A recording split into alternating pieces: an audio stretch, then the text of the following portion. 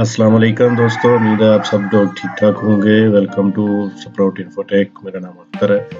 आज मैं आप लोगों के लिए सारी हर किस्म की जो प्लान ऑफ एक्शन है ना अमेज़न के लिए, वो सारे अटैचमेंट के साथ इस वीडियो में अटैच कर रहा हूँ। आप उससे फ़ायदा उठा सकते हैं क्योंकि बार-बार मुझसे जो है ना अलहदा हर मेल का जवाब नहीं दिया जा रहा। इसलिए मैंने सोचा कि मैं सारे प्लान ऑफ एक्शन जो है ना वो हर डीएक्टिवेशन की कॉल जो है ना वो मैं इधर अटैच कर दूँ ताकि आप प्लान ऑफ एक्शन जो है ना अपने अमेज़न अकाउंट में सबमिट करके अपनी अपील कर सकें। उम्मीद है आप लोगों को इस वीडियो का बहुत ज़्यादा फ़ायदा होगा।